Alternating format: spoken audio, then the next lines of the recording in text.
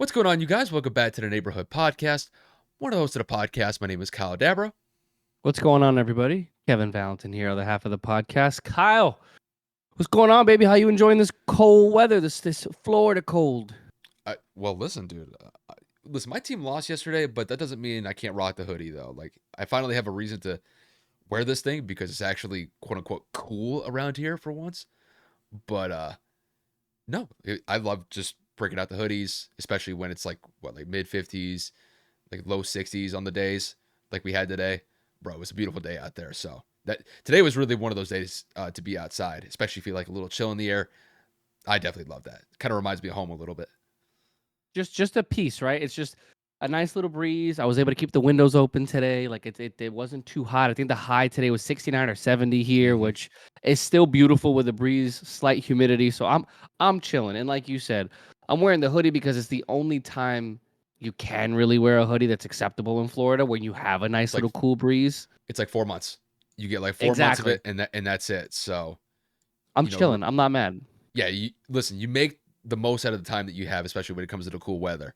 So yeah, that goes without saying, bro. If we can extend this out to March, maybe April, because even like this year, it was actually kind of still relatively chilly in the month of April, which is kind of a surprise because usually things start heating up around here in early March. So I'm kind of glad that hoodie season is back, and even though that my team lost, I'm still gonna rep it regardless. So we Hey, got a as long way to always, go, but as hey, always, GG's. yep, it was a good game. AR had a nice drive right at the end. He got the 2-point conversion as well. It's a good game. The Patriot Colt dynamic is a little bit different now since we're well past the Brady Manning era, and now we're going to transition into potentially, well, we'll see how long it lasts, with Drake May going up against Anthony Richardson. But as of right now, it seems like it's going to be two competitive teams. Granted, we still have a long way to go, but I think it's going to be fun matchups over the next couple of years for sure. No, I agree. Definitely some promise in both quarterbacks. Obviously, Drake May looked a lot better statistically and overall. But like you said, came out with the dub, so cannot be upset here. And obviously, we'll get into it a little bit more as we go down the road. But we do have a jam-packed agenda for you guys for today's episode. And as we are recording now, Monday Night Football is currently going on, and Kyle and I quite literally are crazy game. Crazy game, dude. We're recording late because quite literally we were supposed to probably record almost an hour ago, but Bo Nix went and threw like a 93-yard touchdown, and then Jameis threw a 70-yard touchdown, and we were kind of just waiting for the next cool thing to happen, and it kind of never did. So we're coming up on the fourth quarter here, but obviously by the time you guys hear this, it'll have been over. But that's the reason why our attention might be pulled in different directions throughout the episode. But nevertheless, we're super excited to get going. So Kyle, what do we got going tonight? Yeah, so going over some of the week 13 matchups that we had, it was really, like Kev said, it's going to be a jam-packed agenda. So we're going to go over the standout games from this past weekend. I will talk about the teams that are really gaining momentum going into this stretch of the season, because at this point, it's a gut check for everybody. Teams are trying to improve their seeding going into the playoffs in January. We've got some teams trying to make it into the playoffs, trying to secure a wild card spot, and this is the time where these teams have to make moves. And the first team that we'll go over will be the Philadelphia Eagles. They got a huge win on the road against the Baltimore Ravens this past weekend. As of right now, the Eagles have won 8 straight games. And when you look at them compared to the Lions, you can make a case that the Eagles, based off how they've looked over the last month and a half or the last 2 months, that you can make a case that they're the best team in the NFC. Granted, the Lions have won 10 straight, and I don't want to slouch on them whatsoever. But the Eagles have looked really impressive over the last couple of weeks, and I think it was capped by that win against Baltimore on the road this past weekend. After that, we'll kind of switch gears. We'll kind of go from a team that's really, they got a lot of momentum behind them, compared to a team that seems to just have lost any sort of chance to be able to make the playoffs this year, and that is the Cincinnati Bengals. The Bengals took another step back at home against the Steelers this past weekend, losing by the score of, I think it was 44-38. It was another high-scoring affair, but once again, the Bengals fall short in another high-scoring affair. And at this point, it really does seem like the Bengals are on the outside looking in of any sort of potential playoff berth here. And Kevin and I are going to go over really who's to blame for this.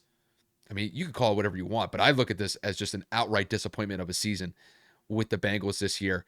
And we'll go over really who's to blame. Is it Zach Taylor? Is it Joe Burrow? Is it the defense? Is it Lou Anarumo, the defensive coordinator for the Bengals? Is it the front office? There's so many different angles that we could take when it comes to the Bengals, but Kevin and I will go over that in depth once we get later into the episode. After that, we'll kick it to what was probably the most fun game I saw from this past weekend. It had to be the Bills and 49ers game, simply just because it was played in the middle of a snowstorm. Everybody knew that up in Buffalo, they're getting that lake effect snow. And it really was one of those just exciting snowball games. And it snowed the entire course of the game. So I imagine Bills fans were having a lot of fun in that stadium because the Bills just absolutely whooped on the 49ers. It was an absolute runaway of a game. And kind of similar to what I mentioned with the Eagles, the Bills are just one of those teams that are just building on momentum right now. Granted, they're not in the number one position in the AFC. That still belongs to the Chiefs. But as of right now, it seems like the Bills are in a good place moving forward, and we'll see whether or not that can continue throughout the month of December. And then you juxtapose it with the 49ers. The 49ers have gotten absolutely blown out the last two games. Obviously, this latest loss to the Bills, and then the week before, they got absolutely smashed by the Green Bay Packers. They seem to be a team very similar towards what we've seen with the Bengals. They've just been a major disappointment this year. And we'll talk about some of the things that have been ailing them and whether or not that they can make any sort of adjustment to try to salvage their season at this point. And then after that, we're going to go over some quarterbacks that have gone through a lot of ups and downs this year. We're going to look at Bryce Young and Anthony Richardson. Both quarterbacks were benched earlier in the year just based off of poor performances that they were having with their respective teams. Both of them got benched, and they were out for a couple games. They saw the game from the sideline for that extended period of time, and then they were able to get those starting jobs back. And it seems like at this point, Bryce Young, Anthony Richardson, they've really stepped up with their respective teams. With Anthony Richardson, he's been 2-1 in his last three starts since coming back from that benching that he had after he took a playoff against Houston. Joe Flacco took over a couple games while Anthony Richardson, I guess, was probably serving some sort of punishment for that move. And then when it comes to Bryce Young, even though the Panthers haven't been winning games of late, they have looked a lot more competitive over the last couple of weeks, losing a very close game to the Chiefs just a week ago, and then losing a heartbreaker of a game against the Buccaneers where it really looked like they had full control of that game in overtime. But unfortunately, Chuba Hubbard fumbled the ball. The Bucs were able to take advantage of it, march down the field, and get a game-winning field goal in Carolina. So we'll talk about just the best way I could kind of put it, like when it comes to that segment in particular, is the experience that comes with being a young NFL quarterback.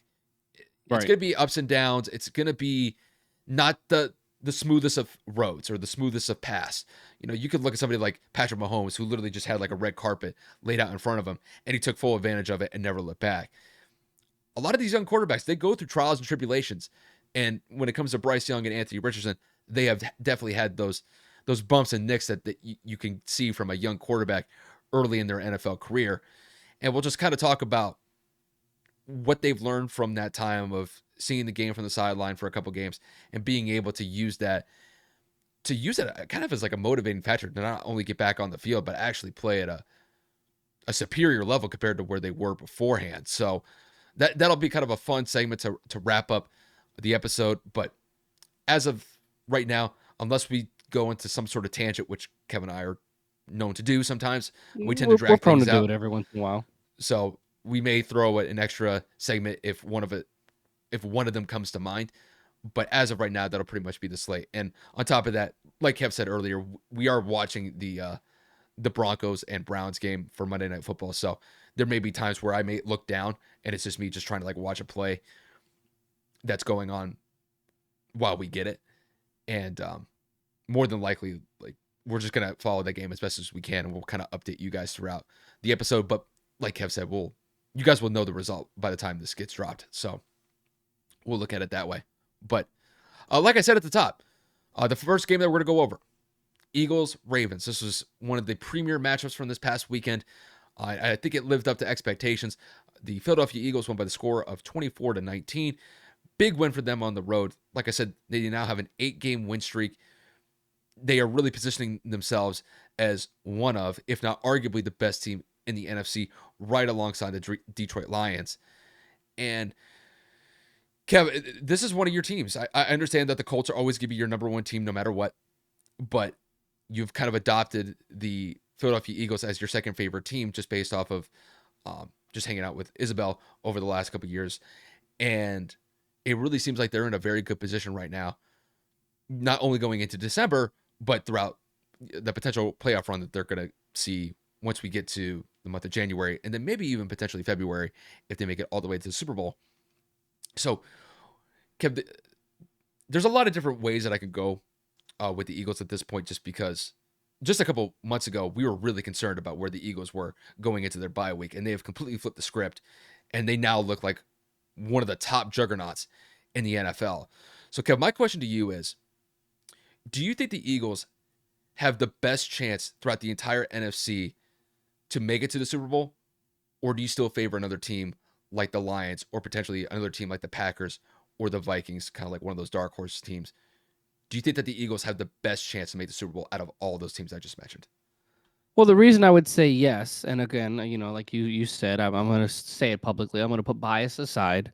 Because I watch a lot of these Eagle games and because I am a numbers guy, you look at what this team was able to do last year. You look at what they were able to do 2 years ago, and they had a good defense in 2022. And then last year, their defense was horrific.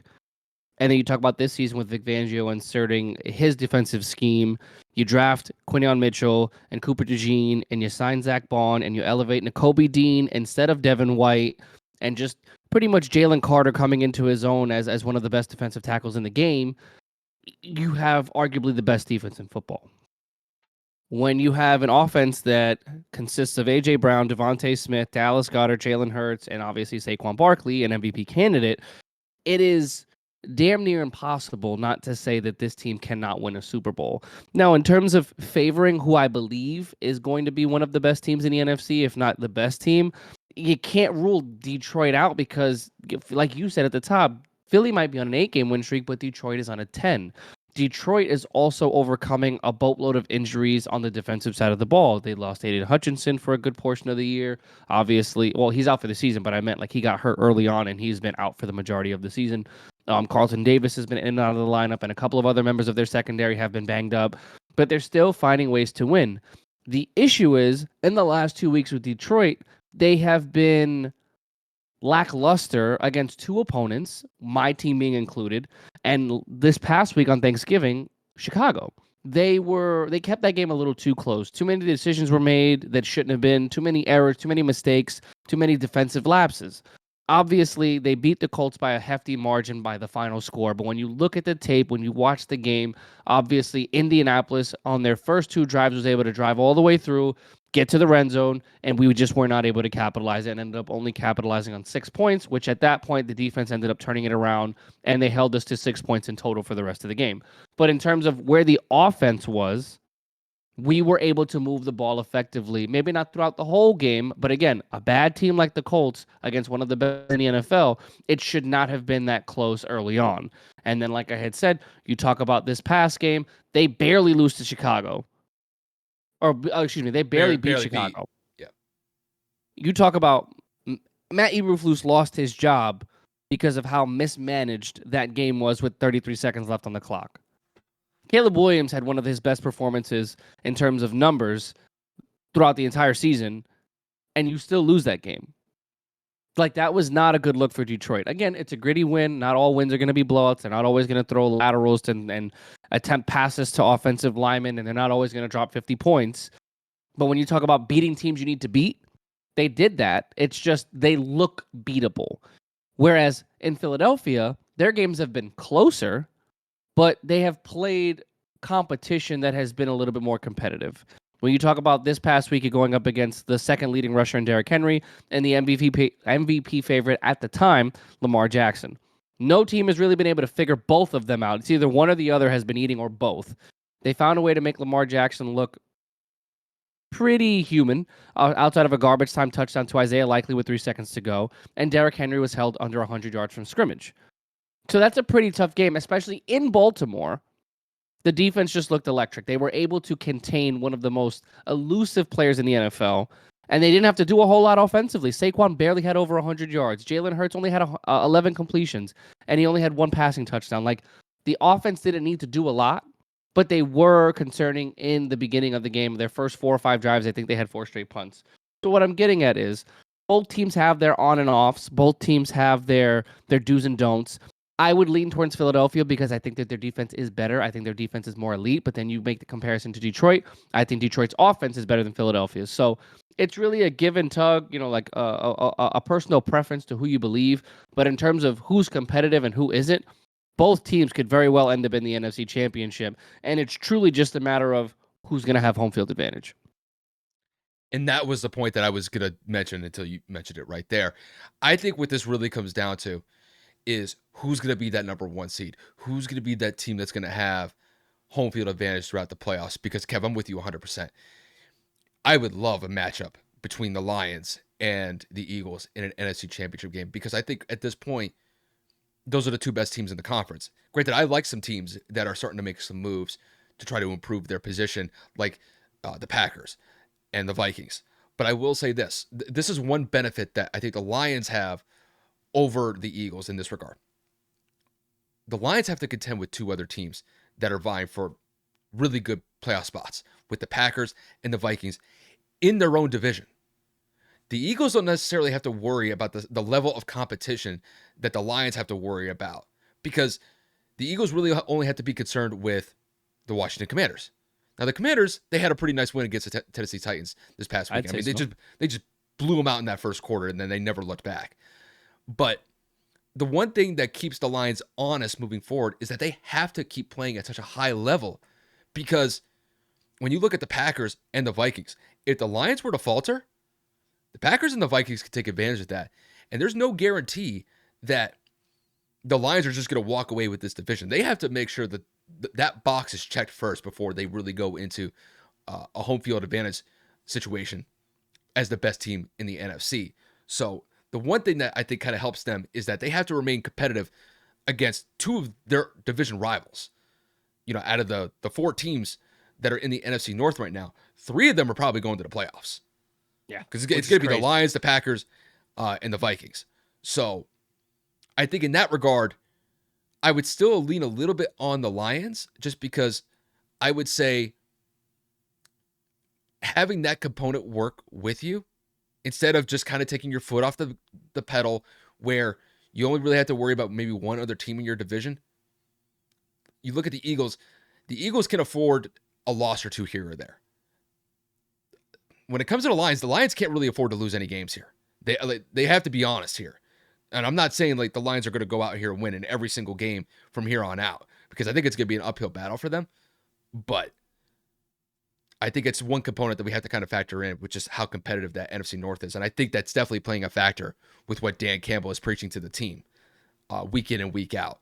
But I think just looking at the Eagles, from this past week and where they have been over the last 2 months, Kev, it's like I was saying at the top, they have really come a long way since their bye week, where we were questioning about whether or not that Nick Sirianni was going to be able to keep his job, because it seemed like there was a significant amount of tension within that locker room with just how ineffective that they were playing early on in the year. And now we're sitting here in the first week of December, and now they're sitting as one of the best teams in the NFC on an 8-game win streak, with full control of their division and a possible shot to get the first seed in the NFC if the Lions were to falter. So at this point, you just look at how the team is playing offensively, defensively, special teams. This team is just running on all cylinders. And I think really the biggest thing that we have to focus on offensively is just the explosion of Saquon Barkley in the run game. Kev, we were talking about this before we even started recording. He's been on an absolute tear the last 3-4 weeks. And you could even say just across the board this season. He's an MVP caliber player at this point, because when you're that effective in the run game, where you're just chewing up yards like he does week in and week out, the amount of pressure that it takes off of Jalen Hurts to be able to carry that offense must be very relieving to not only the offense itself, but the coaching staff as well. When you have a workhorse like that you can rely on to get 20, 25 carries, and get maybe 4 to 5 yards per carry. That Rams game was ridiculous, where he rushed for like over 250 yards, had those 2 70-yard runs for touchdowns. I mean, that's a great gift to have, and I know Giants fans are probably kicking themselves knowing what they had, and the Giants front office just let them walk right out the door, or let him walk right out the door. So that's got to be rough for them. But not only that, their defense has been playing very well, like you said. I thought they had a really great performance against that Lamar Jackson led offense, where Kevin really looked like they were just kind of giving them fits. Like they didn't really know how to combat against that Eagles defense. And I would say at this point, you look at that combination of the offense, the defense, them playing that well, especially in this stretch of the year, that's going to be absolutely critical moving forward. If they're able to do that week in and week out and potentially set themselves up for a number one seed, as far as which team I have more faith to make a Super Bowl, I'm still going to lean on the Lions here, even though they have a little bit more of a difficult schedule. It's really just because I think it's that competition component within their own division that they have to kind of keep tabs with their own division rivals within the NFC North. I think when it comes to the Eagles, I think the Eagles are definitely going to strive for that number one seed. Don't get me wrong. But I just don't think that the level of competition is at the same level in the NFC East compared to the NFC North. And I think because of that, I'm not saying that the Eagles are going to falter here, but if they were to get complacent for one of these games or maybe two of these games, that could work against them. So it's going to be interesting to see how this plays out over the next couple of weeks. But I would say that the Eagles have set themselves up very nicely, but I still kind of give the edge to the Lions slightly. But I will say, if the Lions were to falter, the Eagles are going to take advantage of that moving forward. So I'm going to go with the Lions right now, but I wouldn't be surprised if the Eagles play their cards right, that they'll be set up very well, potentially to make it a Super Bowl. It's definitely going to be interesting to close out the season. I do want to make one quick point to kind of put this into people's understanding. If this were to run through Philly, I think that drastically changes everything. Yes. And here's why. Yes. Yep. Here's why. I didn't realize this. I think I read this somewhere on Twitter or I saw it on TikTok, but I kind of brushed over it. But I wanted to double check the accuracy. The Detroit Lions have played over 80% of their games indoors this season. That's including away games. So let's just go down the schedule. First game of the year, they're at home against the Rams. Obviously, Detroit plays indoors. They played at home against the Buccaneers, which they had lost, but again, still indoors. The next week, away at the Cardinals, indoors. Home against the Seahawks, indoors. At Dallas, at Minnesota, both indoors. Against Tennessee at home, indoors. They didn't play their first away game until week 8, week 9 against the Packers, which they won. So that's one time. Then they go to the Texans. That's indoors. Then they go back home to the Jaguars. That's indoors. And then at Indianapolis last week, that's indoors. And then this past Sunday, at home against the Bears. They have played a total of one game outdoors this season. That is so drastically pivotal when it comes to preparing for the elements throughout a season. Kyle, you can pan it back. Tom Brady used to prepare with Bill Belichick with wet footballs to prepare for the weather in Foxborough. Mm-hmm. They would purposefully practice in the snow and in the rain to get themselves ready for game days because the elements were so unpredictable this time of year. I think for a fact, if Detroit does not host the playoffs and they have to travel anywhere, that's going to be huge because they're not going to be ready, whether it's Philadelphia or any other place in the NFC, or if for whatever reason they start to slip and Green Bay takes over, Lambeau in January, bro, it's frigid. Mm-hmm. So I don't know if that's a point that people want to pay attention to. And again, I'm not sitting here saying Detroit's going to lose out or anything like that, but that's another point for Philly on how much home field advantage is going to make a difference, because the Northeast in those months is under 30 degrees, has the potential to snow, and of course has the potential to rain as well, which can turn into wet snow.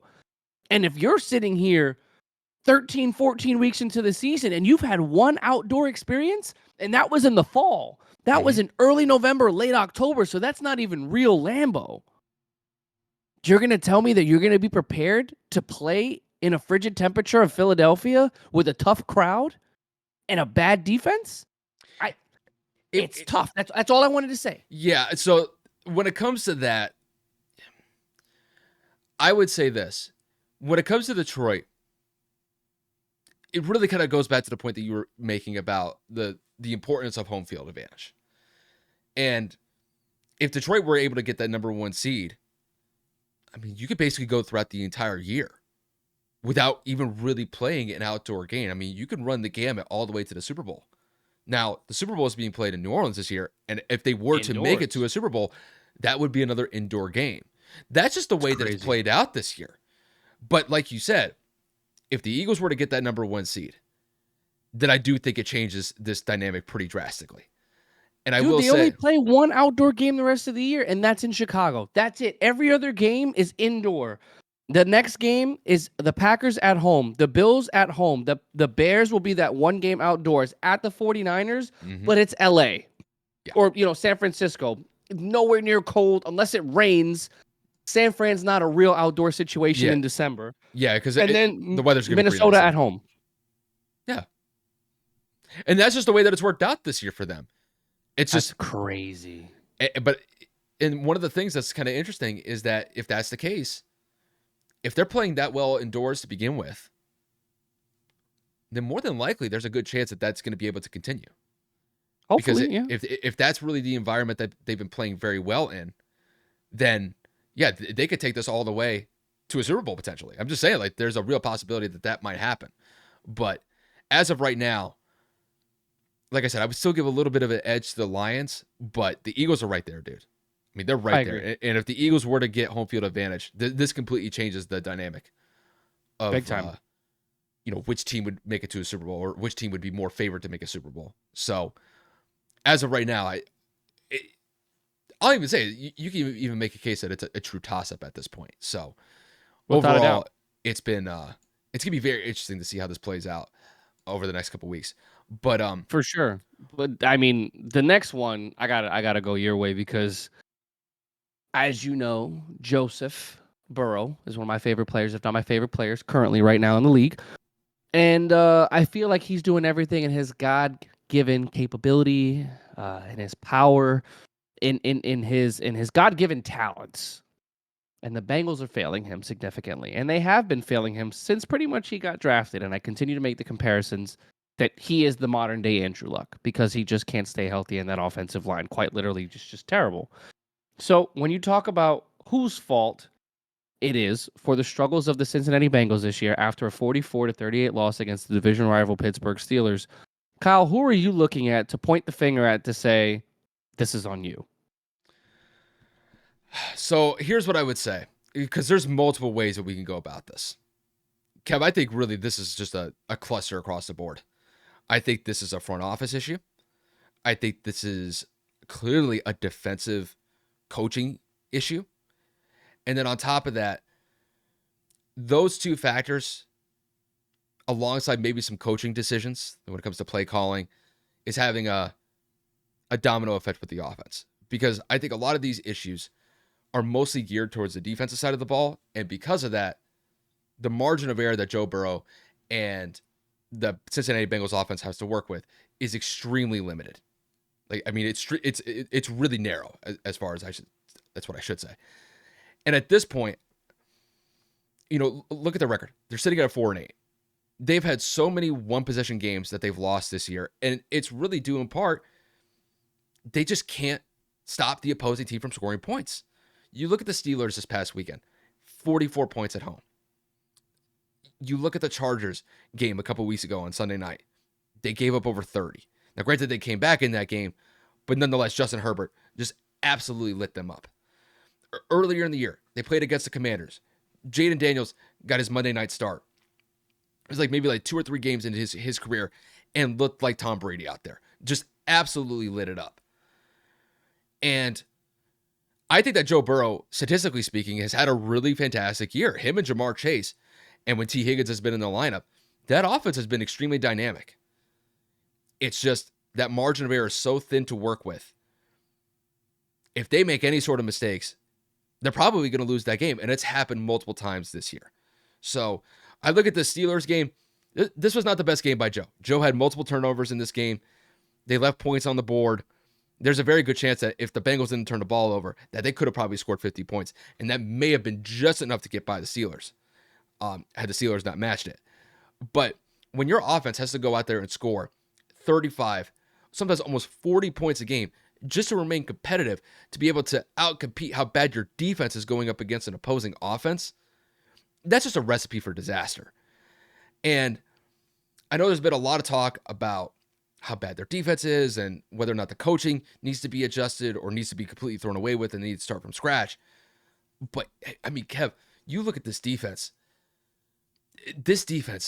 There's no quarterback in this league that you could look at that would be able to succeed with how porous this defense is. The only time that I could think where a quarterback of this caliber, like Joe Burrow, who had a defense on his own team that couldn't provide the necessary effort to be able to win games consistently, was probably Aaron Rodgers early on in his career, when he would go out there, put up 35 points consistently on the offense, but the defense would give up 38. I vividly remember that one game.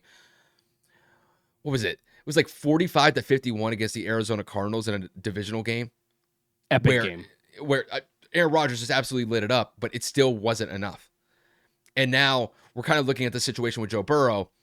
He's in kind of a similar position that Aaron was in that situation I just brought up, where they're going out there scoring points, but it's not enough because the defense is getting absolutely shredded. So I think if the Bengals are serious about making some sort of change moving forward to be a more competitive force within the AFC and the NFL to a larger extent, bro, I think they're going to have to clean house, because it seems like at this point it's just not going to work. I think they probably need a new head coach. I just don't think Zach Taylor is getting it done anymore. I think they need to completely scrap the entire defensive coaching staff, because it just seems like these guys are not being put in a position to win week in and week out. And I think the front office is going to have to completely retool and probably have to restaff certain elements within that element of the organization, because you got Joe Burrow, you have Jamar Chase. These are your focal pieces of your team, and you have some great players on the defensive side of the ball, like Sam Hubbard, and I mean, you can mention some other players as well. Hendrickson. But yeah, I think really the one player that they probably missed the most is probably Jesse Bates in the secondary. They let him go a couple years ago, and I think his absence is definitely felt in that secondary. But at this point, I don't think there's really any sort of way that the Bengals are going to be competitive throughout the rest of the regular season to make a playoff berth.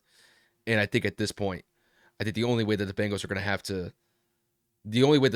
to improve, I think at this point, is that they're going to have to completely scrap either most of the coaching staff or at least parts of it. And I think you could also apply that same standard to their front office as well, because it's just not getting it done across the board. This is a 4-8 team. This team should be competitive for a playoff spot, and they're just nowhere near that at this point. So they got a long way to go, but I think there's going to be a lot of turnover this offseason across the board in the coaching staff, in the front office. And hopefully they make the right decisions moving forward to be a more competitive team next year, because this year is just not going to happen. Yeah, it's unfortunate. Obviously, like I said, I don't have much to say. I'll obviously echo everything my partner said. I don't want to beat a dead horse or anything like that. So there's no reason to really pan individually here. It's more of it's a sad situation when you waste talent of an offense of this caliber, because this offense will never be the same again. Joe Mixon left last year. Mm-hmm. T. Higgins is definitely leaving this offseason. Jamar Chase is going to end up taking another massive chunk of this salary cap, probably getting paid upwards of $30 to $40 million a year because of the season he's having. And that's going to take away opportunities for this team to build on that defensive end. That's going to take away from opportunities to build on that offensive line. So now this definitely for me comes down to a front office issue, Kyle, because you did not do what you needed to do to capitalize. You did not put weapons around defensively. You made some signings in the offseason for the offensive line, so that I'll give you a pass. Those players, unfortunately, just did not execute, quite frankly, because they ended up signing in one offseason, I think 3 or 4 offensive linemen, one of them from the Patriots. And it's like they never panned out. And Joe Burrow has probably quarterbacks since he's been drafted in the NFL. And that obviously becomes a player execution issue, a personnel issue, a coaching issue, and then obviously higher and higher and higher to a general manager issue. So I agree with you wholeheartedly. I think it's going to be a full reset. This season was a complete wash. T. Higgins is going to leave, and it's just a matter of will they be able to compete moving forward in this AFC North that contains the likes of Lamar Jackson, an MVP candidate, and potentially maybe even Russell Wilson if he decides to come back. And then, of course, whatever the hell happens in Cleveland. But it's not one of those divisions like the NFC South where it's like, all right, we just got to win 8 games and we're going into the playoffs and anything can happen. Joe's got to compete with an MVP candidate every year in Lamar. And then, of course, Pittsburgh always plays them tough. And for whatever reason, so does Cleveland. So, it's just a shame, truly and honestly, that those talents are being wasted. But again, I do want to give a kudos. Russell Wilson played absolutely sensational. It's probably the best game he's played in 3, 4, maybe even 5 years since he was in Seattle. I think it's his best game he's ever played. I think statistically speaking, I think it's probably one of the best games, if not the best game that he's ever played. Crazy game. But it really goes to show how porous that defense is. It goes to show. And this is one of the other things. This is probably like one of the last things I want to mention with the Bengals. I've never seen a team, when they need a play to happen in their favor, they just fall short. It's a penalty. It's giving up a sack. It's turning the ball over. It's just, when you need a play to be able to sustain a drive or get a stop on defense, they just fail to do it. More times than not, they fall short. The one time where I thought that they could really make a chance to kind of turn things around was that Chargers game. They come back from that huge deficit after getting the brakes beat off of them in the first half in that Monday night game against the Chargers. And after that, it was either a Monday or a Sunday night game. I forget which one in particular. But they come back and they still fall short because they just can't make the plays to be able to just get over the hump. And the thing is, when you're working on that slim of a margin where a play here or there, I mean, we're talking about just a couple individual plays here. We're not talking about just like a wide variety of plays here that really could dictate the game. We're talking about just a very select number of plays here. And it seems like when it comes to them, when they need a play to happen in their favor, they fall short. Offensive side of the ball, defensive side of the ball, they just can't get it to happen. And Kev, I'm with you. I think at this point, I think there needs to be a complete redoing of the front office. I think they're going to have to completely re-strategize how they do things here because it's just not working. I think they're going to have to look on how they're going to draft, how they're going to develop these guys that they're going to bring into the fold. And I think on top of that, they're going to have to really take a hard look at the coaching staff here because I just don't know if Zach Taylor's the guy. And I don't know, when you look at some of the defensive coaches, I know Lou Anarumo has been getting a lot of flack this year as their DC, but it just seems like wholesale changes need to be made to make this team more competitive. And until they get to that point, I think they're going to kind of remain in that same spot where that middle of the pack. They're just going to be middle of the pack. I mean, Kev, we're only talking about 2 years removed from a Super Bowl. It's not like ancient history here. This is relatively recent. So they could be able to get back to that spot. But they're going to have to make some wholesale changes on the defensive coaching side of the ball. They're going to have to probably look at their personnel as well. That personnel that they have right now is just not competitive enough to compete in the AFC North. And then you clue in the front office. There's a lot of the Bengals are going to have a very busy offseason this year. They had better. It's going to be, truth be told, I think it needs to be a slash and burn. You got to go, I think, scorched earth when it comes to the amount of changes that need to come their way this offseason. Because as of right now, it's not getting it done. It's just that simple.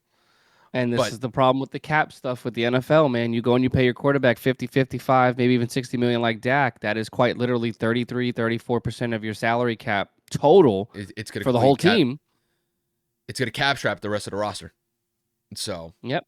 And that doesn't include Jamar that's coming up. They should have just paid him this offseason. Now he goes and pops off for a couple 200-yard games, and him and Joe are the only ones that are really getting it done. And you just kind of look at the whole situation like, damn, could have got you for a little bit cheaper because he's going to hold them hostage, and he's not playing on a franchise tag. Oh, for sure. Absolutely.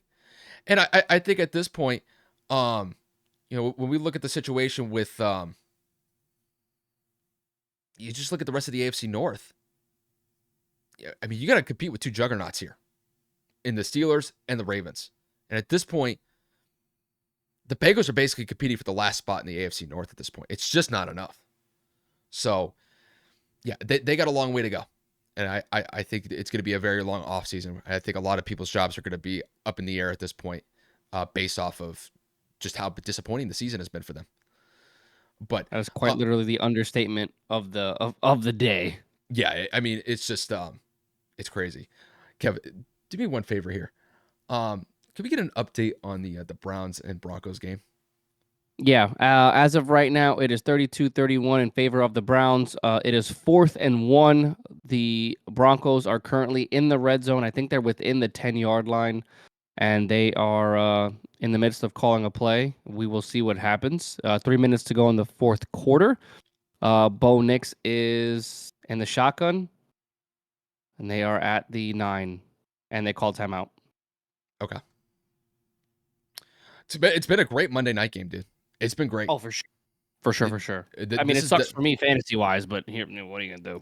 yes. I mean, I'm going up against Jerry Jeudy in fantasy, so he's absolutely cooking right now. But it is what it is. It looks like they are going for a field goal here.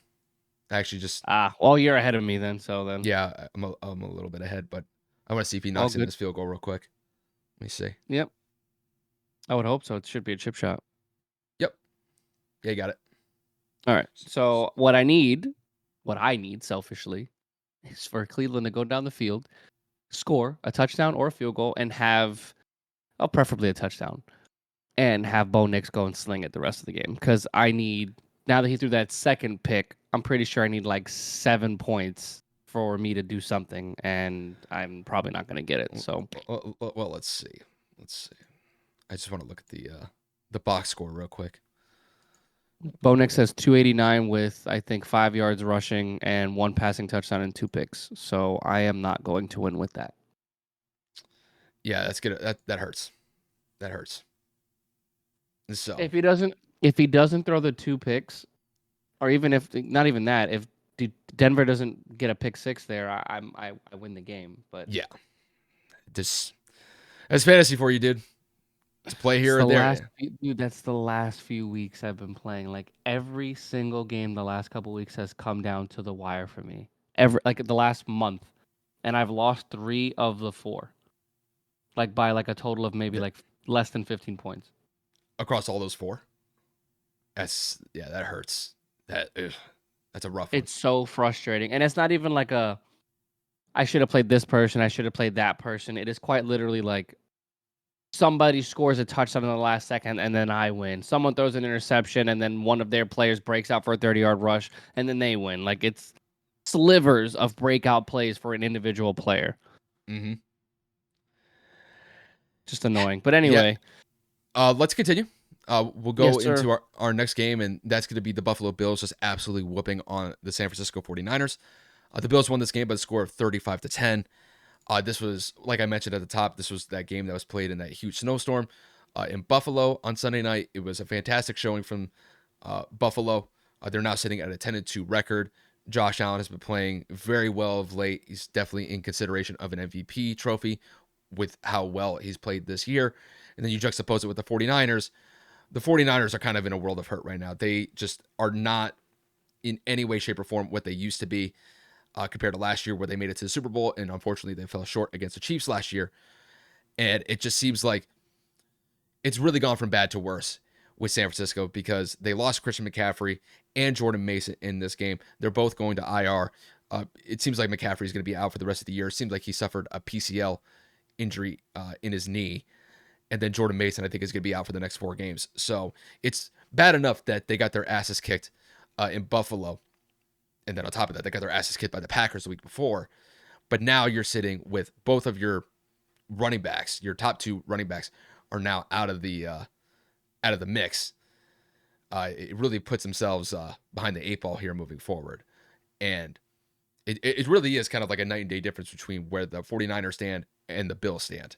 So as of right now, the Bills seem to be really in a good spot, and the 49ers are they're in a really bad spot here with a very good chance to actually miss the playoffs. But Kev, let's talk about the Bills here just because they've been the really impressive team over the last couple of weeks within the AFC East. They're pretty much running that division. at this point. They're well ahead of everybody by leaps and bounds within that division. Kev, when it comes to the Bills, do you think they're the team to actually compete with the Chiefs to knock off KC to potentially go all the way to the Super Bowl? Kind of a similar question that I mentioned with the Eagles and the Lions earlier with the NFC. Well, I mean, I definitely think so. I think they have obviously one of the most prolific offenses. James Cook is coming into his own. The signing of Amari Cooper has been pivotal, although he has been in and out of the lineup with various injuries. Kincaid is out right now, but Dawson Knox is a great tight end number 2, and whenever Kincaid does come back, it's going to be a fantastic duo. And then, of course, you just have Josh Allen, an MVP candidate, a mobile quarterback, a guy that can sling it at any point. Great fan base, Bills Mafia. So if that ends up being in Orchard Park, it's going to be a fantastic scene, as we saw in the regular season game. And then when you talk about, Kansas City as a whole, they have struggled mightily all season long. They had a lot of narrow wins. Patrick Mahomes does not look like the Patrick Mahomes of old, and I'm not saying that he's old or washed or not as good. It just seems like his decision making has been questionable, to say the least. Now, they've been riddled with injuries as well, especially at the receiver position, so I'm not going to sit here and make excuses for one and not the other, but I definitely do want to make note of Pat Mahomes does make some ill-advised choices late down in the red zone, late down in the stretch of tough games. Obviously, in the fourth quarter, he's one of the best, if not the best quarterbacks, one of the best quarterbacks in terms of crunch time and clutch time plays. But in those games, in the playoffs, those early mistakes, you throw an interception down the field, you think you have coverage, you get sacked trying to extend the play with your legs or maybe even fumble the ball. Those are the ones that set you back. And Buffalo is not a team that you want to play behind the 8 ball. And they showed plenty of times this season they can blow teams out and they can play in competitive games. So I'm not going to sit here and say, like, Buffalo is miles ahead. And I'm not going to sit here and say that Kansas City is the greatest team since sliced bread. But Kansas City has looked definitely beatable in the last month of the season. They lose to Buffalo. They almost lost to the after Thanksgiving. They almost lost to They the almost lost to the Panthers the week Panthers. before that. Like, they just, that defense does look suspect. That offense does look inconsistent. Although they may have DeAndre Hopkins and Travis Kelce, and now Isaiah Pacheco is back. It's just a situation to where you look at Kansas City and say they don't look as bulletproof as they normally do. But come playoff time, they're a whole different team. I mean, there's a reason why they're back-to-back Super Bowl champs. So Buffalo, yes, to answer the question, is probably the best suited team to do so, just because I don't trust the other teams in the divisions. Obviously, when you talk about who's leading the AFC South, whether that ends up being Houston or Indianapolis, I don't think that we can beat them. I don't think Houston can beat them. I don't think anybody in the AFC North can beat them, although Baltimore did come close. Baltimore's had their own struggles as of late to where they have to figure out what's going on defensively also. And then you talk about Pittsburgh. They have games where they don't score any touchdowns, but they win by field goals. And then you have games where Russell Wilson looks fantastic, like this past week. And then you have games where he looks mediocre. It's too inconsistent. Josh Allen is the only person in the AFC that I look at and say, yes, that's the one. That's the guy that can do it. So I would love another AFC championship, with a Super Bowl ticket on the line between the two teams. But I think Buffalo is hands down and miles away the best team with the best opportunity to do so. And when you beat up a brittled, or excuse me, a battled, no, something and bruised. What's the saying? Are you talking about battered and Battered and bruised? bruised. Yeah, that's the one. I'm having a Oh, lapse in my memory here. Jameis just Uh, got pick six. well, all right, whatever. Turning this Sorry, game off. sorry, Kev. That's I had to fine. mention that, by the way. JMO's gonna JMO. Pick six. Oh, nobody touched him. Yeah, he got up, ran it back, Yeah, because I saw him lay down, and I'm like, what the hell? Damn it, man. and he This is what didn't. He happens. didn't get out of bounds either. So yeah, it's a wrap. Sorry, guys. It's fantasy football. I clinched the playoffs, so I shouldn't be mad, but I wanted a top 2 seed so I can get a bye, so I can get definitive money back, but now I have to compete. Now next week is I win, I get into the 2nd seed. I didn't want it to come down to that, especially because next week I have Derrick Henry on a bye. So I have Derrick Henry and Bo Nix on a bye. So Yeah, you're in trouble, bud. yeah, not a good situation. But anyway, I do like Buffalo, and I think that the 49ers are having their own problems this season. To leave it at that. Yeah, I think when it comes to the Bills, I think the Bills are definitely the best equipped team to beat KC in the playoffs. I mean, they've already done it once this year in the regular season. And truth be told, like that game, it was a really competitive game. It was a fun game. And Josh Allen, at the end of the day, he took over and made the plays that needed to be made to get over the hump against KC. But as of right now, KC is still the number one seed in the AFC. Buffalo would need KC to falter over the next couple of weeks, where if they end up in a tiebreaker situation, then Buffalo would take that number one seed in the AFC. And then the playoffs in the AFC run through Buffalo once we get to January. When it comes to Buffalo, I think out of the entire spectrum of the AFC juggernauts, that would include teams like the Chargers, the Ravens, and the Steelers, I think Buffalo is that team that's the best equipped team just across the board. The other team that I may consider as one of those teams to potentially knock off the Chiefs would be the Steelers because of their defense.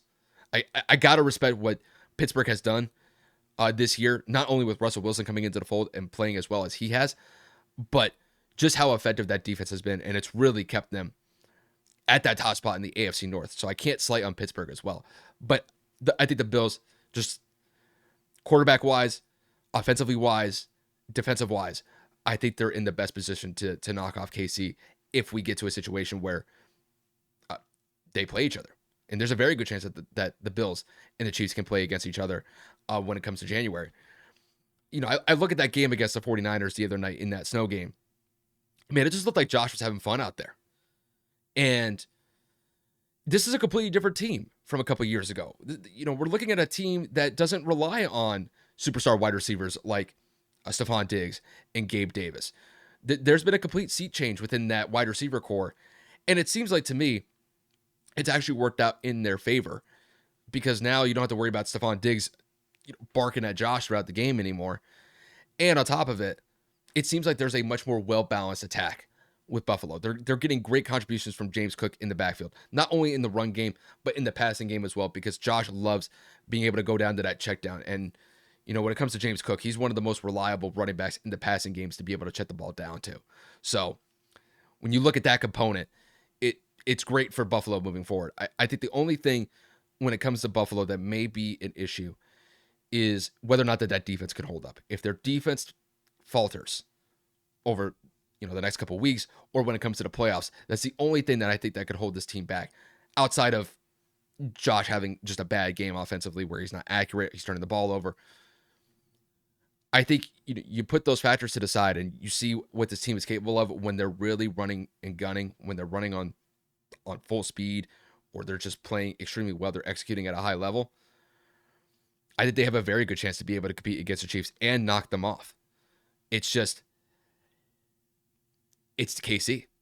And the one thing that Buffalo has yet to do when it matters the most is beat KC in the playoffs. They got very close a couple years ago. That was that Gabe Davis game where he had 4 touchdowns.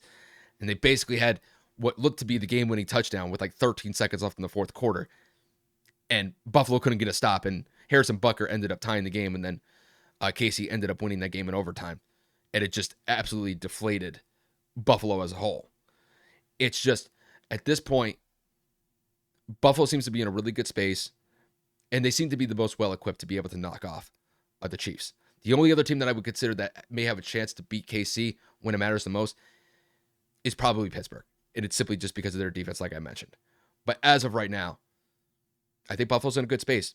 Whooping on San Francisco in the manner that they did, that's going to bode well for them.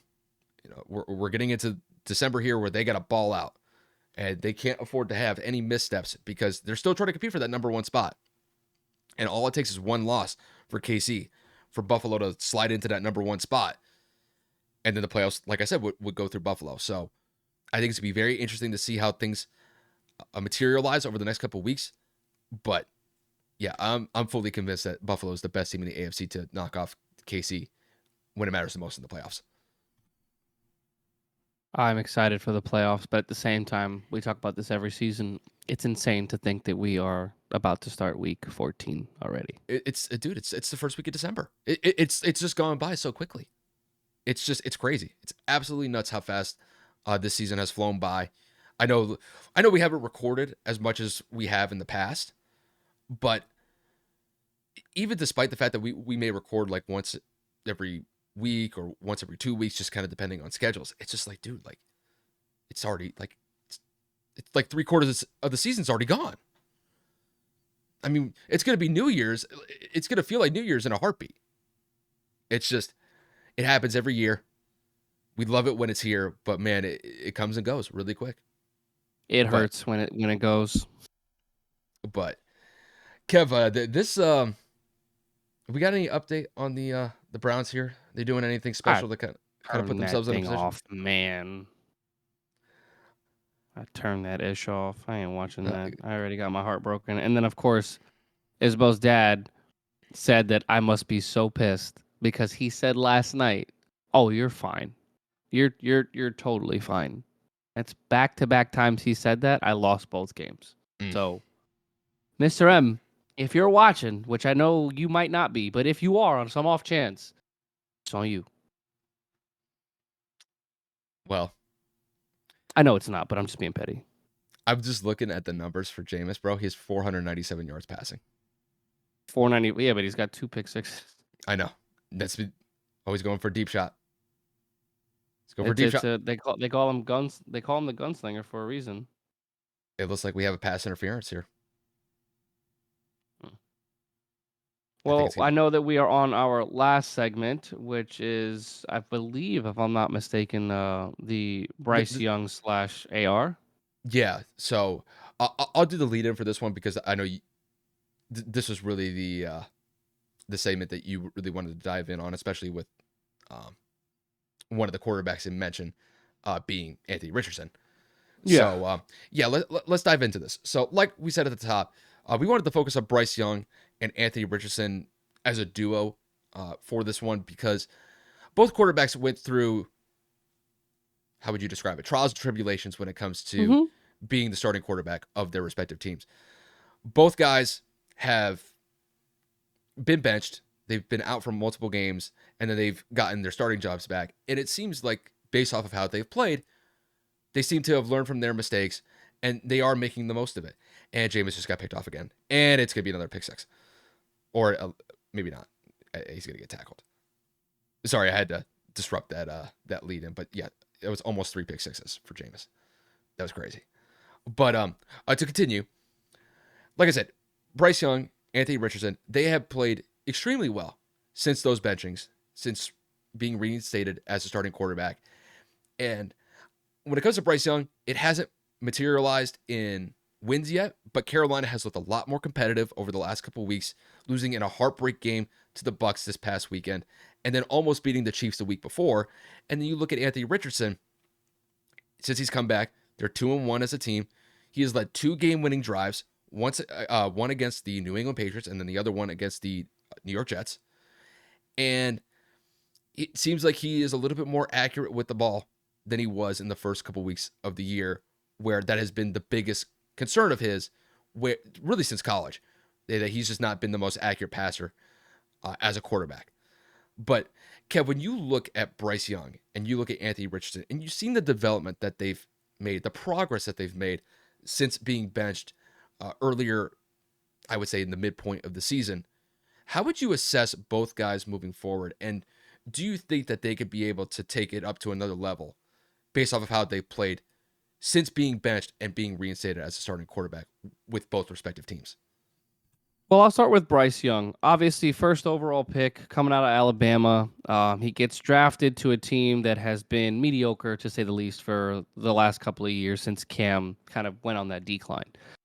You go and you get him with Frank Reich and Josh McCown, and then you go and you change that mid-season, and then you hire a new head coach with a new coordinator, and it's just he has had a little bit more of an excuse than other players because he has had to change systems with. And because Carolina was so bad with their offensive line and was so bad defensively, you kind of expected him to struggle for the first couple of seasons. I think his benching surprised me more than Richardson's, especially because Richardson's was a little bit more warranted with the head tap submitting out of a game or substituting out of a game. But what it did for both players is clearly undeniable. Whether that was the flip of a switch, whether that was an awakening, a come to Jesus moment, however it is you want to describe it, both quarterbacks have drastically changed their mindset, drastically changed their gameplay, and their style to which their games are now competitive. Yes, Carolina lost their last two, but to go toe to toe with the defending champs 1 week and then toe to toe with a division leader, a rival in the Tampa Bay Buccaneers this week to lose to a fumble that was outside of Bryce Young's control, I would say that says a lot. And the same with Anthony Richardson. Obviously, like I said earlier in the segment about the Lions, we lost the game, but Richardson showed promise to which if we don't drop a touchdown pass, if we don't have an offensive pass interference, and if Anthony Richardson doesn't get almost sacked to where he misses Alec Pierce by maybe like half a foot, we're talking about a completely different game in Detroit to where I'm not saying we would have won, but it definitely would have looked a little bit better on the box score. But still, that doesn't take away from the game he had against the Jets, which was a career best game in almost every statistical category. And then you have this game, which was a tight, nitty gritty game in Foxborough. The defense was playing subpar all game to where Drake May had a great game, but Anthony Richardson put the team on his back, led a 19-play, 80-yard drive down the field to win the game and converting on a 2-point conversion. The point of what I'm getting at and a lot of the media is getting at in terms of sportscasting and analysts is sometimes it is beneficial to sit and learn behind someone, albeit it may not be best for the franchise in the moment in that direct season, because obviously both games led to losses in terms of the Colts 2 starts with Joe Flacco.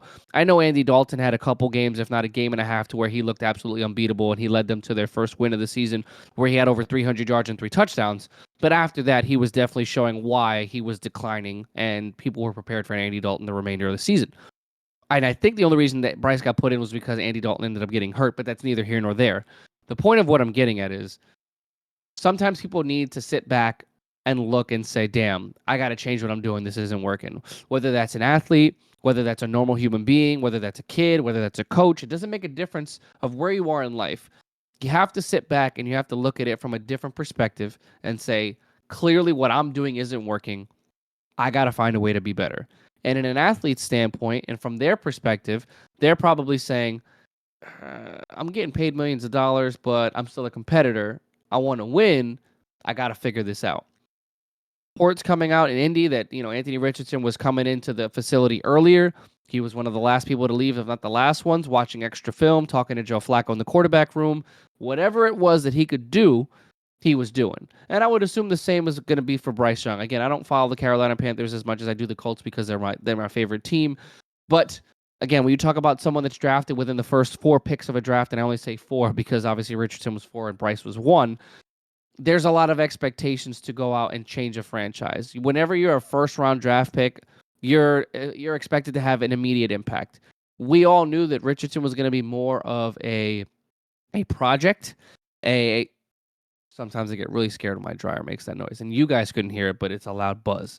And it's like almost midnight here, so that scared the bejesus out of me. But anyway, when it comes to Richardson, we all knew he was going to be a project quarterback. And then Bryce was going to be a developmental quarterback because, again, Carolina didn't have a lot of weapons. So bottom line, both quarterbacks are playing exponentially better. The progress is there. I think that both quarterbacks can lead their franchises to at least relevance. I don't know about division titles. I don't know necessarily about Super Bowls or anything like that because of how competitive the NFL is right now at the quarterback position.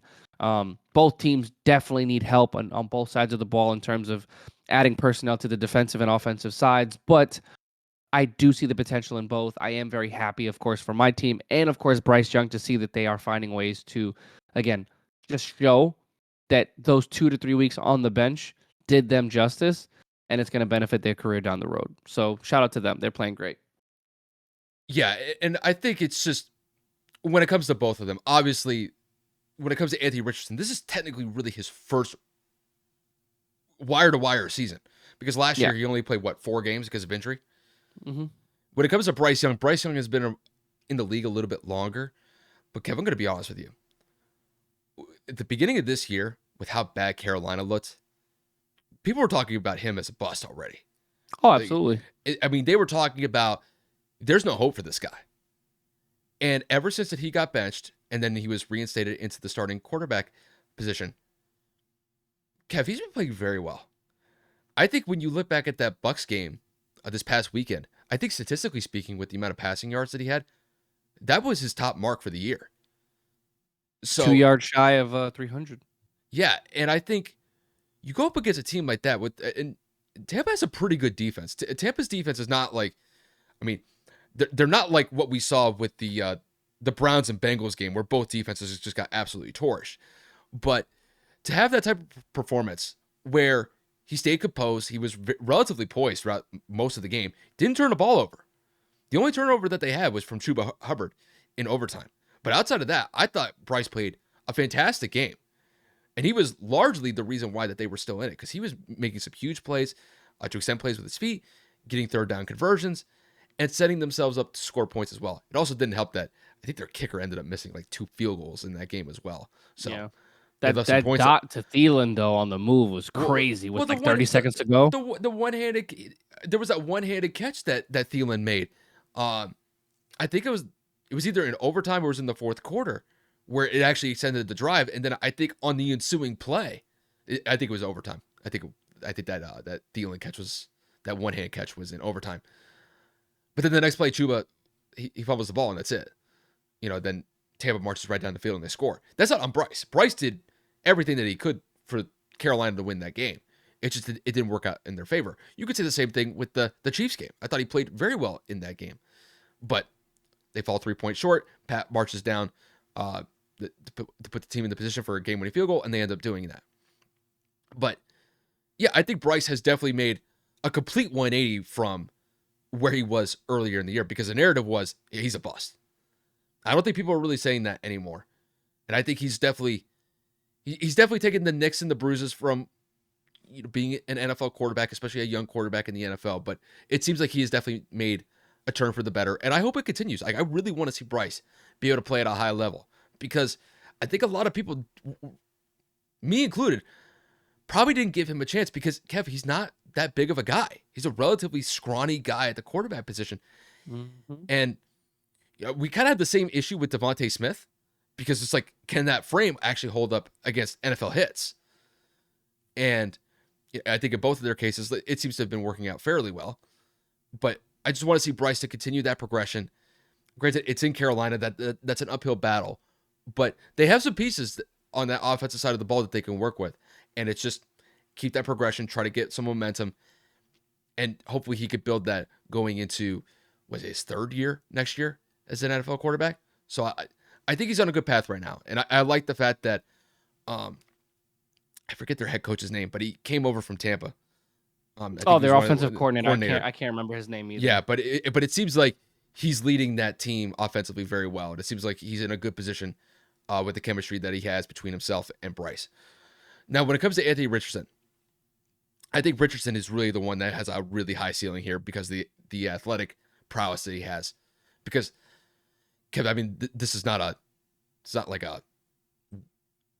like an earth-shattering take here, but he does kind of remind me of Cam, just as far as like his physical size, his physical stature, and his ability to be able to impose a physical will against defenders when running the ball. Because, Kev, that Jets game where he was just running over people on that Jets defense,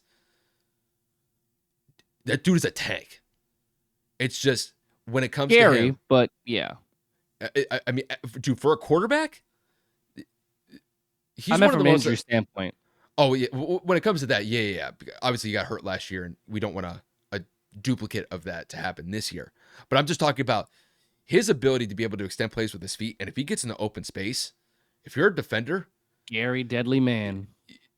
he'll run over you. He did that against the Jets, and I mean, he shows that he can go out there and really impose his will on defenders. It's just the biggest thing with him is the accuracy part. And I will say that compared from the first half of the year going into the second half of the year, there has been a noticeable improvement in his accuracy. Is it where it needs to be one of the best quarterbacks in the NFL? Not currently, but I'm okay with that. Kevin, this is year 2, technically speaking. This is his second year in the NFL. And I don't think that the team as a whole should just give up on him because he had only 4 games to work with last year. And it's been an up and down year so far this year. It may take 3 or 4 years for him to develop into what I would consider as an above average quarterback. I see the potential just like you with him. It's just I hope that they could be able to make some improvements in their wide receiver core where these guys are actually making catches that he's throwing to them. Because one of the biggest things that you've mentioned ad nauseum when it comes to the Colts receivers is just there's too many drops. And that hurts the quarterback. And it also hurts his completion percentage, which a lot of people, a lot of critics have been looking at when it comes to his time in the NFL so far. And even his time in Yeah. Florida, because he wasn't the most accurate quarterback in Florida either. But in But Florida, as someone who is a Florida fan and who watched that season and who was at a game that year, he was missing people by 10, 15 yards. And we're talking like just straight up, like just overselling it, compensating with too much power, just misreading. We talk about Indianapolis and his tenure, at least this season, because obviously last year only got four starts. We're talking balls are in the receiver's hands or within the yeah, trajectory of being able to catch them within their line of sight, and they're just dropping them. And it doesn't the, help that the tight end room is one of the worst in the league because they are the leading culprit of most of these drops. well, and the thing is, and I think this is sort of unfair for me because when I look at this year in particular with him, I think when people are looking at Anthony Richardson and all the issues that have been brought up against him, they look at one game, and that's the Houston game. That Houston game in Houston, I think when it comes to his NFL career, may go down as probably the worst game of his career because of the head tap. He had that terrible interception on their side of the field where Right before halftime. they set up CJ Stroud for a touchdown on literally the next play. Yep. And I understand there were a lot of drops in that game that didn't help him. 7. But that would have still, put him over 50% completion, which but again, we wouldn't be talking about the game in magnitude if it wasn't a 33 or 34% completion percentage game. That's all I'm saying, and I will die on the hill. He yeah. played poorly. We lost the game. He made a bad interception. But when you have critics that don't watch film, don't watch games, I'm not talking about you, they look at the box score. Yo, he's the worst quarterback in the league. Yo, how the hell does he still have a job? Yo, put in Joe Flacco. Hey, wise ass. Maybe you look at why the number is so low instead of rushing to judgment. And I will be the first to admit, some of these games, obviously, you and I are unable to watch. So we go off of the box score. We go off of the highlight tape. We go off of the ESPN, segment from an hour before. So yes, we're prisoners of the moment too. But when you have professional analysts that are going out there and saying Anthony Richardson's not very good, Anthony Richardson is da da da da da, it disappoints me because they have the resources to take a look at the film. They have the resources to stop what they're doing and go back and watch the tape. Well, So and I just hate people making these presumptive assumptions, but they don't know what they're talking about. well, and this is one of the things that I want to focus on with the last 3 starts. The only one that I could really point to where he did not play up to, I would say an elite, I wouldn't even say elite, but just a competent level of play at the quarterback position was probably that Lions game. It happens. I mean, the Lions are one of the best teams, if not the best team in the NFL. Now, granted, that was a home game for them. Obviously, you would expect that, you'd rise to the occasion and make the most of the situation, but it didn't happen. But I watched that game, and that game wasn't on Richardson. We had 10 penalties, 8 of them, or 7 or 8 of them on the offensive side. A false start, offensive pass interference. How many drops? I think we had 4 or 5. One of them in the end zone. Like, it's a completely different game if we score with Drew Ogletree in the end zone. It was a wide open touchdown. And A.D. Mitchell had a drop. Alec Pierce had a drop. Michael Pittman had an offensive pass interference. Like, this is what we're talking about. Yeah. The box score says 24-6, but they don't show how close it was. And in the first quarter, our first 2 drives, we get within the 10-yard line. Mm-hmm. But nobody wants to talk about that. Oh, the Lions beat a bad team. If you just look at the box score, like, okay, so this is going to be a test of, let's see if you can remember it. If you had to guess his completion percentage, I'm just looking at the box score. I'm not including anything that you just Richardson's mentioned. against Detroit. If you had to guess what his completion percentage was, do you remember it? Was it like 48, 49, or 50? Like it was like barely competent. That was against New England. He had a 50% completion percentage against New England. Against the Jets, he had a 66.7. 66. Yeah, I remember. I'm talking about the. I'm trying to the Detroit one. It wasn't 50? If they didn't drop all those passes, it would have been 50. But just looking at the box score here, it was 39.3. So Like it's, you see what I'm saying? You know, like what are you but supposed to there are do? times where And then there are then you go times where he just down misses. 100%. But then you go down a specific amount, it eliminates the run game, takes a lot of the RPO away. You have to throw the ball, and you're forcing things down the field because again, Yeah. we didn't score in the second half, so we had to throw. Yeah. It happens. I'm not going to sit here and be the king of excuses, but when it I'm comes okay to with the Kev. sport of football, I'm okay with it. you have to understand. No, I know you do, but I'm talking to the audience in general. When it comes to the sport of football, people have to understand there are levels to this. There are reasons as to why certain things fail. This is why certain coaches don't make it. This is why certain schemes don't fit. This is why certain personnel don't do well in certain teams. And it comes down to the unfortunate aspect. It will always come down X's and O's. You can't win games if you don't catch the ball. You can't win games if you're constantly penalized. You cannot win games if your quarterback is not kept upright and safe. Albeit Anthony Richardson is not a sacked quarterback in terms of statistically Like being compared one to of the Joe most sacked Burrow. quarterbacks. Right. But when it comes to pressures, him having to be forced outside of the pocket, which again intensifies his inability to throw accurately, but when you're getting chased, it is harder. I'm not going to sit here and say that it's easy, but that takes you out of your rhythm and out of your comfort zone. So that's another level of why some of these inaccurate passes happen. But again, I digress. It is a project, and I am okay with this season going awry because I need him to Awry. develop. Awry, right, awry. And this is the last question I'm going to ask about Anthony Richardson in regards to the Colts. Do you think that Shane Steichen is the right guy for the job to be able to lead Richardson in this development phase?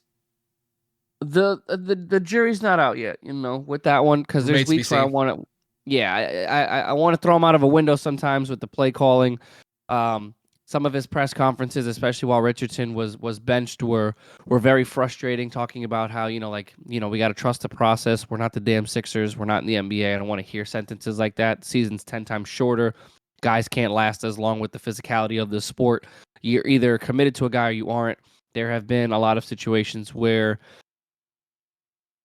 I can't trust him late down the stretch because of what he calls. I can't really trust him in the locker room because we're sitting here talking about like Joe's gonna be our guy. Meanwhile, the entire locker room had no idea even gonna be the quarterback until AR told them. There's conflicting reports. I know the potential is there. I saw what he did with Jalen Hurts. I saw when they went to the Super Bowl. We know the potential with the scheme up here is there, but you have to build around Richardson. You can't try to turn him into Jalen Hurts. The RPO is functional for a mobile quarterback. Obviously, quarterback sneaks and runs, design quarterback runs, that is possible. But if you are thinking that you can do what you did 2 years ago in Philadelphia, we don't have an A.J. Brown, we don't have a Dallas Goedert, and we sure as hell do not have a Jason Kelsey and or one of the best offensive lines in football. You have to build and work with what you have. There's some instances you look at these plays where Richardson's trying to read the field with a man in motion, and then there's a screen developing on one side, and the tight end's supposed to run outside, and then Jonathan Taylor misses a block. There's just too much going on. He's an inaccurate, inexperienced quarterback. Keep it simple. Mm-hmm. Run a drag across the field. Run a simple bubble screen. Get him going. There's no reason to have a play to where you need to have routes develop downfield. Pierce is running a seam. You got Pittman running a post corner. You got Ogletree running a 15-yard in, and then Jonathan Taylor coming around for a hook curl. You can't make a read. Yeah. It's too complicated. I don't know if you remember seeing this. This is a video way back when Brady wasn't even the starter yet. This was when Drew Bledsoe was the starter for New England back in 2001. Hell, this might have even been 2000 when Brady was a rookie. I forget the year, the clip. But they're on the sideline, and Bledsoe was talking about, like, what sort of routes do you like? Like, what are, like, certain route combinations or just certain routes that you like throwing to? And Brady kind of goes off, like, one by one. Like, I like sticks. I like this route. I like that route. And I think when it comes to the coaching element of being able to develop Richardson, find out what he's really good at. as far as which routes is he comfortable throwing the most with. Because when it comes to somebody like this who's clearly a project, you're not going to be able to throw every single route 100% perfectly. You're not going to have the accuracy of somebody like Tom Brady or Patrick Mahomes or Aaron Rodgers in their prime, where you can basically complete the entire route tree and you're completing it at a high percentage with every single route across the board. He's not Not at that. possible. But you know what? That's okay. Take the time to be able to develop him. If there's certain routes where he could be able to throw the ball more accurately compared to other ones, maybe you hone in on those. I understand with him, bro, he loves the long ball. I get it. He's got a cannon of an arm, and he could chuck that thing, 50, 60, 65 yards with relative ease. And I love the fact that, like, he'll go for those deep balls for Alec Pierce or Josh Downs. Like, those guys could be able to come down with those catches. And at least when it comes to that regard, it provides an electrifying element of the offense, but they shouldn't rely on that. He's not Patrick Mahomes. Correct. Right. You And we rely we on. do not have a Tyreek Hill. We don't have an explosive person like an Xavier Worthy. Albeit Alec Pierce has been great I like at them the taking long chances. ball. I like them taking chances when it's appropriate too. Agreed. But you can't rely on that as often as we do. And again, taking shots is not a problem. I do not have a problem doing that. It is the situational awareness of when to take the shots. Yes. You don't have to do it when there's a safety dropping outside. You don't have to do that 3rd and 13. You don't have to do that when we're down 3 points. You know what I'm saying? Like, there are certain times where you kind of look at it like, take the check down right there. That's the instance where I need you to develop faster. I Like, love the I check know down. you. I know love you. the check down. I love I it. know you can hit that throw. I know that you can reach the next zip code if you wanted to throw it as hard as you could. In this situation, game on the line, I need you to hit somebody in between the numbers in stride. And if it happens to be for 2 yards, that's better than a pick, and that's better than a sack. And the thing is, like, when it comes to situational awareness, when it comes to specific plays, it's 3rd and 4. You're down by 3 or 4 points. We need a field goal or we need a touchdown. Can you be able to hit that 5-yard out? Correct. Can you be able to hit just an 8-yard curl? Like, these are not like He's been difficult. doing it lately. It's just, I mean, dude, Brady, Manning, they made a living off of hitting those short and intermediate routes. And I always kind of look at it as it's like death by like 1,000 cuts if you're like slicing and dicing a defense. If you're able to do that, dude, you're going to be a pretty good quarterback in the NFL. It's not, I know a lot of people get excited about, oh, well, Patrick Mahomes, he throws like a 50, 60-yard bomb to Tyreek Hill or DeMarcus Robinson back in the day. And it looks great on social media. It looks great on the highlights. But to me, the moneymakers are, can you be able to complete like a 5-6 yard slant on 3rd down? Can you be able to get, on 4th down? Can you be able to hit a drag route? Can you hit maybe like a short post? Just like the simple routes that everybody knows that aren't, we're not talking about 15, 20, 30 yards downfield. We're talking about like 5 to 10. If he's able to do that and just improve on that game and then extend the field farther down on a consistent basis, I think he's going to be fine. I agree. And we all see the promise. We all see the potential. It's just, I think to me, I agree with you 100%. Simplify the game. This is not, you can't open up, like, we're not talking about a Brady or a Manning who played in the NFL for 15 years and they know everything that comes to the territory, situationally speaking. They are still in that development phase. Very much so. And the thing is, if it took 3-4 years to develop Brady to where he was or Manning to where he was, if it takes 3 to 4 years for Anthony Richardson to get to that point, patience. Just be patient. Might piss off the fan base, but hey, listen, I'm a Patriot fan. We got Drake May. We're not going anywhere.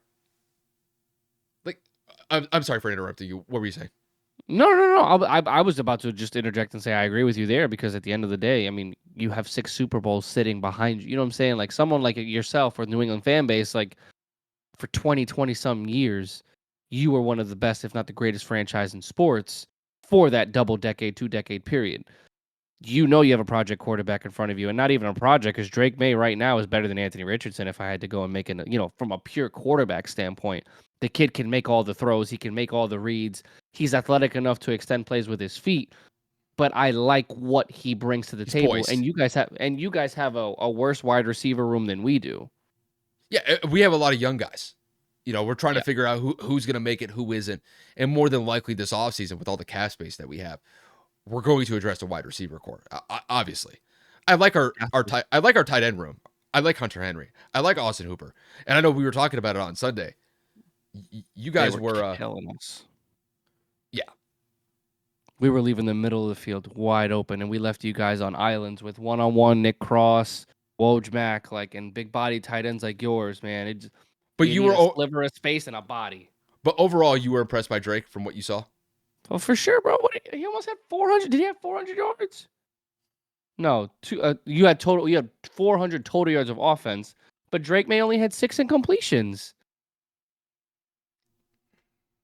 I'm not mad Dude, at I that, think dude. he was getting the ball out in under 3 seconds for the majority of those completions. I'm fine with it, dude. I'm totally fine I with like it. Drake, but he's got that ice in his veins like his big brother, though. He's cool. He's cool. He's just cool, calm, collected. He's chilling. Yes, So, sir. but no, I think at this point, I think we've covered enough with the whole Bryce Young and Anthony Richardson thing. But Yeah, I think, that was our weekly tangent. but I gotta say, like, I think both of those quarterbacks are in a better position than where they were starting the year, and I hope that level of progression continues because I really want to see those guys succeed. I get no satisfaction calling somebody a bust or calling somebody a bum. I don't like. Granted, it may be fun to say while we're recording, but it's like I don't get any satisfaction saying anything like that because Right. we want to see these guys succeed. It just hopefully it works out for both of them, and I think as of right now, it seems like they have made a turn for the better. It definitely should. But, guys, with that being said, that's going to wrap it up for us tonight. Get your scheduled rant from Kyle and myself, our segmented tangent. Although it was documented, we were going to talk about it. It ended up carrying on a little longer than we thought, but so be it. It's what we come to do. It's what we love to do. So, Well, it's your team too. Like it's your team. well, Like yeah. and obviously, like I know that.